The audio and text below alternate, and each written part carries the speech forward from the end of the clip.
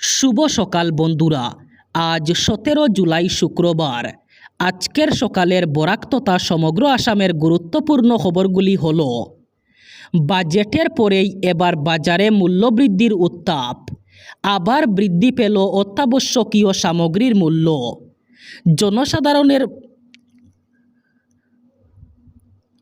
জনসাধারণের পকেটে টান পেলে এবার আবার বৃদ্ধি হলো অত্যাবশ্যকীয় সামগ্রীর মূল্য। বৃদ্ধি পেল চাল, চিনি, ডিম, শস্য তেল এবং পেঁয়াজের মূল্য। 1220 টাকার বিপিটি চালের প্রতি ব্যাগের দাম এবার 1410 টাকা। 1570 টাকা সোনাশক্তি চালের প্রতি ব্যাগের দাম এবার 1820 টাকা। 5 টাকা থেকে 20 টাকা পর্যন্ত বৃদ্ধি হয়েছে সরষের তেলের দাম। 237 টাকার ইঞ্জিন সরষে তেলের দাম এবার 255 টাকা। 195 টাকা দ্বারা সরষের তেলের দাম এবার 220 টাকা। 220 টাকার ডিমের প্লেটের দাম এবার 270 টাকা। 25 টাকা প্রতি কেজি পেঁয়াজের দাম এবার হলো 50 টাকা। সেই সাথে 48 টাকা প্রতি কেজি চিনির দাম এবার 52 টাকা। এবার অনলাইনে অর্ডার করলেই লাভ করবেন রন্ধন গ্যাস। এইচপিসিএল এবং সুইগির মধ্যে বৃহৎ চুক্তি। অনলাইনে অর্ডার করলেই মাত্র 10 মিনিটের মধ্যে ঘরে পেয়ে যাবেন রান্নার গ্যাস সিলিন্ডার। সুইগি, ইনস্টামার্টে করতে পারবেন আবেদন। এর জন্য আপনার নামে রন্ধন গ্যাসের কানেকশন থাকার কোনো প্রয়োজন নেই।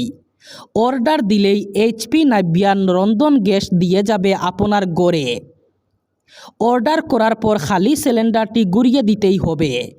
5 কেজি এবং 10 কেজির সিলিন্ডার লাভ করবেন আপনি। দেশে প্রথম পর্যায়ে বেঙ্গালুরুতে শুরু হবে এই সিলিন্ডার ডেলিভারি। এরপরে ধীরে ধীরে গোটা দেশে শুরু হবে এই পরিষেবা। এইচপিসিএল এবং সুইগির মধ্যে এই চুক্তির মধ্যে গ্রাহকরা এই সুবিধা লাভ করবেন। 5 বার নামাজ আদায় করেছিলেন ভগবান শ্রীকৃষ্ণ। ইসলাম ধর্ম প্রচার করেছিলেন শ্রীকৃষ্ণের সাথে সাথে শ্রীরামও। শ্রীকৃষ্ণ নিয়ে বিতর্কিত মন্তব্য করলেন এবার মৌলানা জার্জিস আনসারি। মৌলানা জার্জিস আনসারির মন্তব্য নিয়ে এবার গোটা দেশে তোলপাড় শুরু হয়েছে। মৌলানা জার্জিস আনসারিকে গ্রেফতারের দাবি জানিয়েছে হিন্দু দল সংগঠনগুলি। শ্রীকৃষ্ণ এবং শ্রীরাম ইসলাম ধর্মের প্রচার করেছিলেন। ভগবত গীতার শ্লোক ভুল ব্যাখ্যা করেন মৌলানা জার্জিস আনসারির বিতর্কিত মন্তব্য নিয়ে এবার সরব হিন্দু ধর্মগুরু। এবার লাখপতি বাইদেউ প্রকল্প নিয়ে বড় ঘোষণা মুখ্যমন্ত্রী হিমন্ত বিশ্ব শর্মার।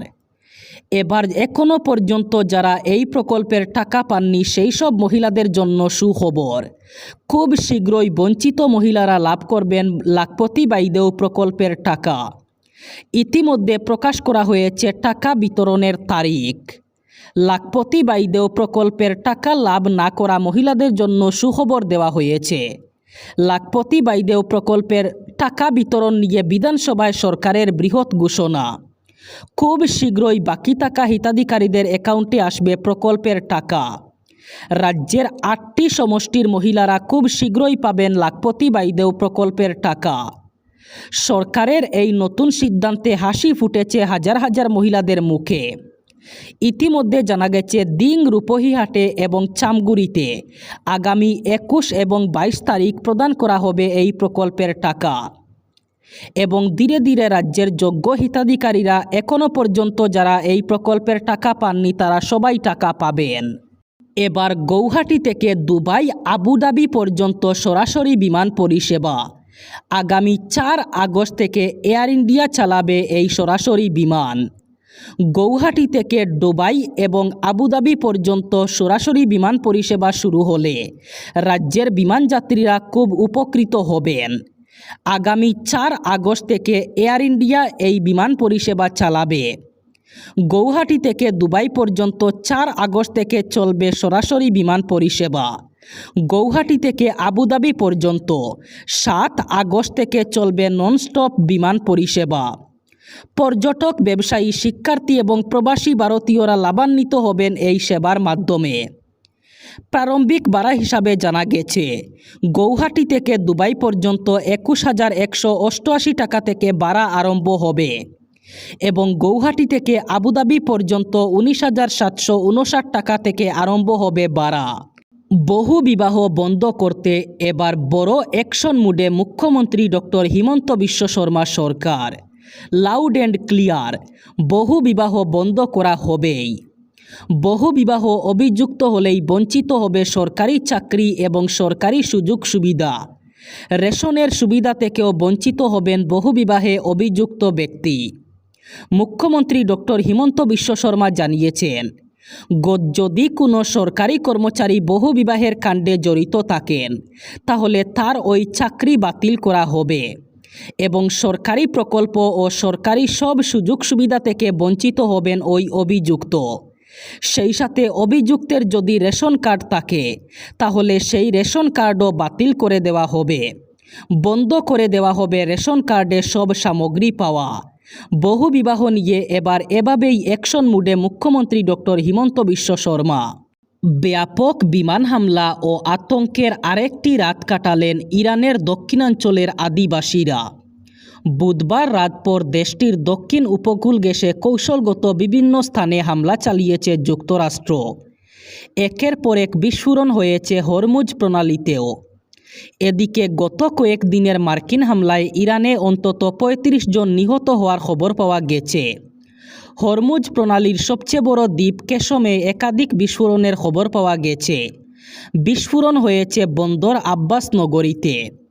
হরমুজ প্রণালীর আরেকটি গুরুত্বপূর্ণ বন্দর নগরী সিরিকেও হামলা হয়েছে। ইরানের দক্ষিণ পূর্বাঞ্চলের সিস্তান প্রদেশের বন্দর নগরী চাবাহার, কেনারাক এবং রাস্ক থেকেও বিস্ফোরণের খবর পাওয়া গেছে। ইরানের সংবাদ সংস্থা ফার্স জানিয়েছে, খুররামাবাদের পশ্চিমাঞ্চলীয় শহরে অন্তত 2টি বিস্ফোরণের শব্দ শোনা যায়। রাজধানী তেহরান থেকে এটি প্রায় 490 কিলোমিটার দক্ষিণ পশ্চিমে অবস্থিত। হামলার প্রেক্ষাপটে তেহরানে আকাশ প্রতিরক্ষা ব্যবস্থা সক্রিয় করা হয়েছে। দক্ষিণ পশ্চিমের আন্দিমেস্ক শহরের আকাশে শত্রুপক্ষের MiU-9 ড্রোন শনাক্ত এবং ধ্বংস করার দাবি করেছে ইরানের ইসলামী বিপ্লবী গার্ড বাহিনী এবং দেশটির তাসনিম সংবাদ সংস্থা এই তথ্য জানিয়েছে। এবার বরাক উপত্যকার 3 জেলার আজকের আবহাওয়ার খবর। আজ 17 জুলাই শুক্রবার বরাক উপত্যকার 3 জেলায় তীব্র গরমের সম্ভাবনা। আজ শিলচর কাছাড়ে সর্বোচ্চ তাপমাত্রা থাকবে 32 ডিগ্রি সেলসিয়াস এবং সর্বনিম্ন তাপমাত্রা থাকবে 28 ডিগ্রি সেলসিয়াস। শ্রীভূমি করিমগঞ্জে আজ সর্বোচ্চ তাপমাত্রা থাকবে 31 ডিগ্রি সেলসিয়াস এবং সর্বনিম্ন তাপমাত্রা থাকবে 27 ডিগ্রি সেলসিয়াস।